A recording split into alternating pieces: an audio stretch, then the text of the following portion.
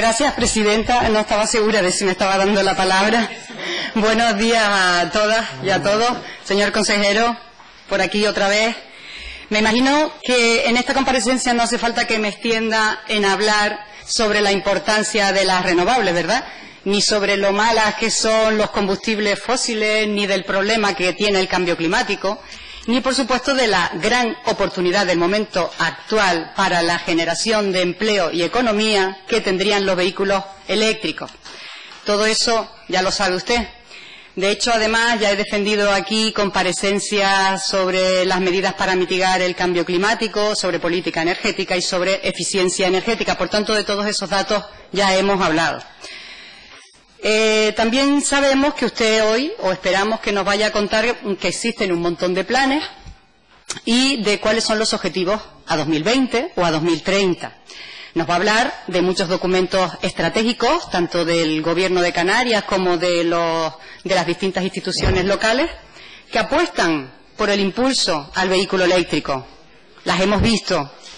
También hemos visto en los medios de comunicación las noticias sobre acciones de ayuntamientos, cabildos e incluso del propio Gobierno de Canarias impulsando el vehículo eléctrico. Y si nos metemos en Internet, aún más descubrimos un mundo increíble lleno de colores, de proyectos y de impulsos al vehículo eléctrico en Canarias con su gobierno al frente, entusiasmado con la idea. Pero luego, si damos una vuelta por las islas, cualquiera de ellas, nos podemos pasar un día entero circulando que no encontramos un solo vehículo eléctrico. Esto nos recuerda cuando se puso de moda el término desarrollo sostenible. Todo el mundo empezó a hablar de desarrollo sostenible como si a partir de ese momento todo lo que se gestionara y se decidiera por las instituciones estuviera relacionado con el desarrollo sostenible. En realidad hablaban de lo mismo, de lo que sea, pero acababan con esa coletilla. Tanto se utilizaba para construir una central nuclear como para construir un anillo insular que atraviesa espacios naturales protegidos o para construir una pista que pasa por un barranco. Se seguían realizando las mismas políticas, pero las justificaban con el concepto de desarrollo sostenible. Y claro, la gente se callaba porque sonaba realmente bien. Pero ahora la moda, la coletilla, es el impulso al bajo en carbono. Ya no es ni siquiera el impulso a las renovables, es el impulso al bajo en carbono para que incluya también el petróleo y el gas, que como sabemos son energías contaminantes y fósiles, que además, le digo, presentan la misma huella de carbono. No tienen nada debajo, porque el número de moléculas sigue siendo la misma.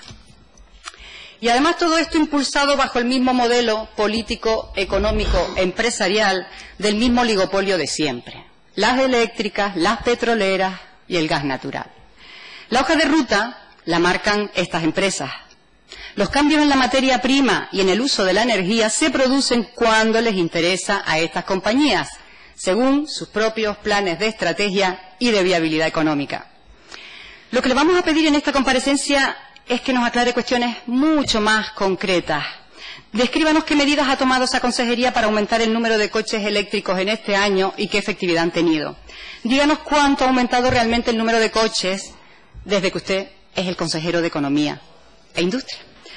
Explique por qué no han salido las subvenciones al coche eléctrico en el año 2016. ¿Cuántas subvenciones del Gobierno de Canarias han recibido las instituciones locales para la movilidad eléctrica? Y, sobre todo, ¿qué efectividad real ha tenido ese gasto? ¿Ha sido una medida eficaz para que más personas compren coches eléctricos en esos municipios o en esas islas? ¿O ese dato sigue prácticamente igual? ¿Qué ferias, campañas, promociones, formación ha llevado a cabo para fomentar la compra del vehículo eléctrico? ¿Qué medidas está tomando para algo tan básico como que las concesionarias de coches se pongan las pilas para vender el coche eléctrico? ¿Por qué no lo hacen? Si un coche normal de gasolina gasta 7 euros cada 100 kilómetros y uno eléctrico gasta 1. Si un coche normal gasta en mantenimiento unos 800 euros cada 100.000 kilómetros y uno eléctrico gasta 100. Si no hay problemas de autonomía en los recorridos que hacemos en las islas, la mayoría de nuestros viajes no superan los 40 kilómetros de distancia. Además, la orografía en algunas islas se convierte en una ventaja porque recarga la batería. Y por último, y muy importante, ¿qué está haciendo realmente para impulsar la creación de empresas especializadas en este sector? Gracias, señora presidenta. Muchas gracias. Gracias, presidenta.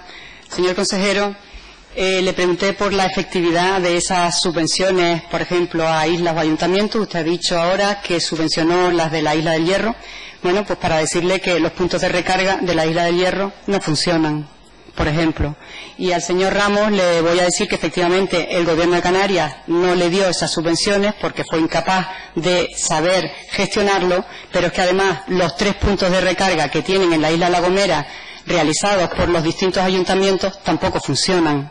Y así podía seguir con otros puntos de recarga que se encuentran en el resto de las islas y de municipios. Quizás una de las competencias importantes que usted como Gobierno canario debería de hacer es inspeccionar que efectivamente esos puntos de recarga funcionen, porque si no se pone el dinero, pero luego nadie vigila que eso esté funcionando. Y esto es como el huevo y la gallina, que es primero los puntos de recarga o primero son los vehículos eléctricos, porque es que los puntos de recarga sin vehículos eléctricos no son viables económicamente. Entonces debería usted de saber que hay que ayudar por los dos lados y a la misma vez.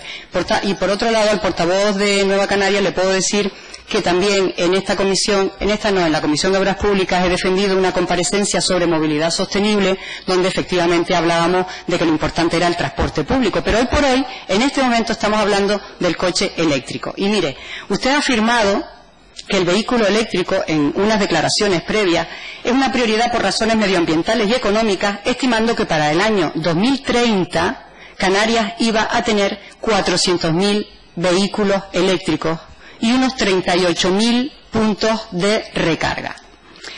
Anunció un plan para su implantación en el que en 2016 iba a destinar 500.000 euros.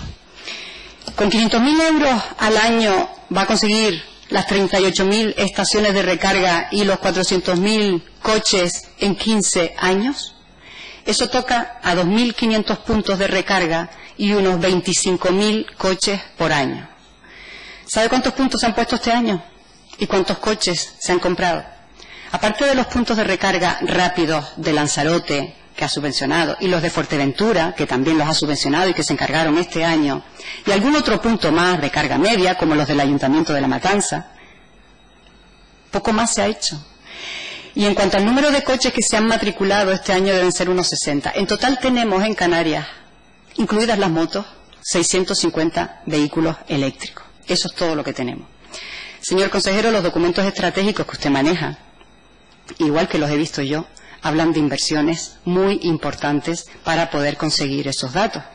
Y desde luego, al ritmo que le vemos, en 2030 no vamos a llegar ni a 2.000 coches. Y ustedes hablan de 400.000. Nosotros lo que hemos visto es que no ha hecho campañas de promoción, no ha incentivado, efectivamente, la compra de vehículos, no ha creado casi ningún punto de recarga nuevo. No ha fomentado la creación de empresas relacionadas con el sector. No ha hecho prácticamente nada. Todos se le van a hablar de cuestiones genéricas, muy ambiciosas, planes grandilocuentes, pero la realidad es que se avanza poco. Y probablemente esos sean sus planes. Usted sabe que lo que tiene que hacer, no se lo voy a tener que decir yo, pero lo voy a decir aquí, es lo siguiente. En primer lugar, una buena campaña de marketing y de comunicación del vehículo eléctrico. Y, por supuesto, separado de las campañas de bajo en carbono, que no tienen nada que ver y que no es lo mismo. Invéntese también un sello verde, que sería muy interesante para las ciudades que fomenten números de vehículos eléctricos altos. En segundo lugar, crear tejido empresarial local y facilitar que empresas de reciclado de baterías se puedan implantar en las islas. Realice actividades de formación para empleados de talleres de mecánica y apoye el desarrollo de empresas especializadas en la fabricación de componentes de estos vehículos. En tercer lugar, ayudar a la implantación de vehículos eléctricos en flotas, como por ejemplo servicios públicos locales, policías locales, parques y jardines, recogida de basura, y en transporte, como guaguas, taxis, alquiler de vehículos, mensajería, reparto a domicilio. En cuarto lugar, impulsar la figura de los gestores de recarga. Hay que negociar con el Gobierno central la rebaja o bonificación del término de potencia para los gestores de recarga que se implanten en las islas. Actualmente, una de las mayores trabas es la necesidad de altas potencias para los puntos de recarga, lo que supone un coste fijo para la instalación de un punto difícilmente asumible por una empresa, sobre todo mientras seamos pocos los usuarios. El coste del término de potencia para estos contratos puede llegar a ser de unos 4.000 euros al año, cuando la recarga de un vehículo apenas supone unos 2 euros de coste en términos de energía. También hay que establecer un sistema tarifario eficiente, con medidas de gestión de la demanda que bonifique la recarga de vehículos eléctricos en horas valle de la curva de demanda, y así aprovechar toda la energía de los parques eólicos de noche para que no las corten, como hacen ahora. Por supuesto que para grandes niveles de penetración harían falta los sistemas inteligentes de gestión, pero mire, para los sistemas inteligentes de gestión tendríamos que llegar a esos miles y miles de vehículos en 2030 y por eso puede estar tranquilo que le queda tiempo. También, por otro lado, se ha de proveer de un número adecuado de estaciones públicas de recarga en vías públicas, aparcamientos, centros comerciales, gasolineras. En quinto lugar, estamos hablando con el consejero también de conocimiento, fomentar la I+D del sector. Por ejemplo, programas de investigación en las universidades canarias para suplir el litio en las baterías y para mejorar rendimiento, capacidad y reducción de coste de esas baterías, y hacer luego transferencia del conocimiento a empresas canarias para facilitar su especialización. Y otro programa de investigación interesante sería el desarrollo de las futuras redes inteligentes canarias.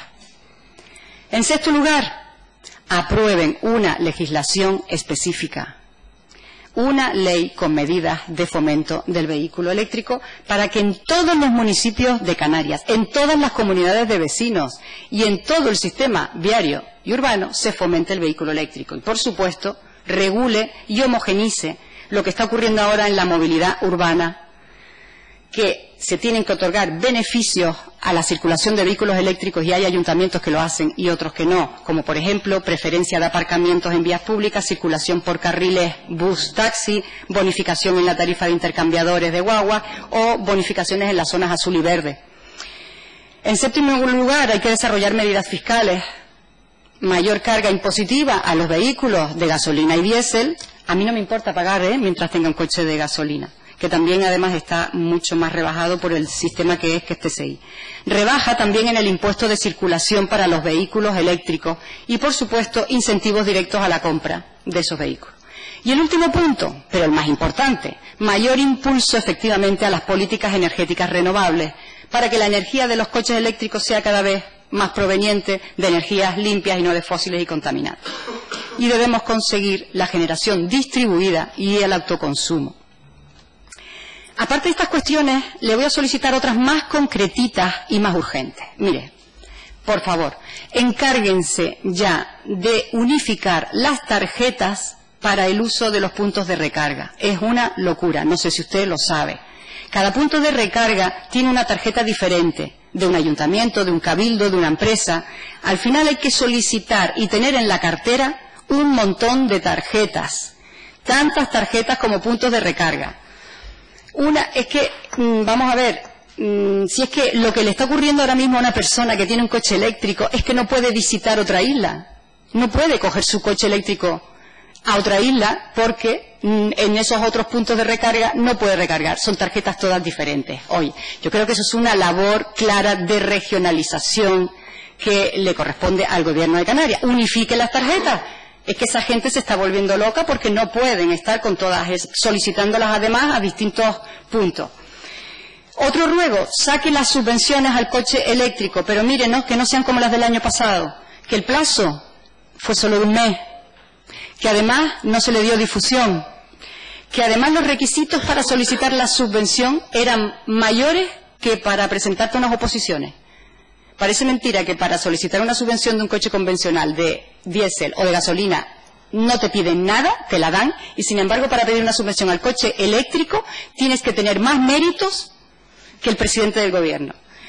Es tanto el papeleo que piden y es tan engorroso que la gente desde luego se aburre. Y por decirles un dato, piden hasta una auditoría que cuesta 600 euros al comprador. Desde luego, con esa política, más que incentivar la compra del vehículo eléctrico, creo que lo que están es desmotivándola. Y cosa que no nos extraña, viendo el sorprendente impulso y propaganda que le están dando a los coches de gas licuado. Señora Delgado. Para que la gente lo entienda, esos coches que funcionan a gas licuado no es otra cosa que lo que se usaba hace 50 años en los taxis de Madrid y en otras muchas zonas del mundo, que no es que es poner una bombona o dos de butano o propano en el coche para que funcionen a gas. No se trata de una tecnología de último grito, ni que sea un invento novedoso. Es algo pasado que fomentan ahora las administraciones públicas, que es el uso del gas butano para los coches. Y claro, uno se pregunta, si esto existía desde hace tantos años, ¿por qué no se había puesto antes en circulación, sobre todo eso que dicen que contamina menos? Primero, que con respecto a la contaminación no contaminan menos, porque, como le dije, es un derivado del petróleo. La fórmula del hidrocarburo es la misma, usted como biólogo lo sabe, y la huella de carbono sigue siendo la misma. Lo único que hay es menos contaminantes de nitrógenos de azufre y de nitrógeno de... Señora Delgado, vaya terminando. Bien, espere. Bien, como ahora todas las cocinas son eléctricas y ya no hay venta de butano, pues las empresas petroleras se están quedando sin vender esa fracción y por tanto el propano se lo tienen que meter a los coches. Y señora Delgado, lleva usted casi 2 minutos más, vaya terminando. Bien, pues para terminar le digo que usted me va a decir que soy siempre muy mal pensada. Pues será eso, o que usted tiene un gran síndrome de Estocolmo. Gracias. Muchas gracias.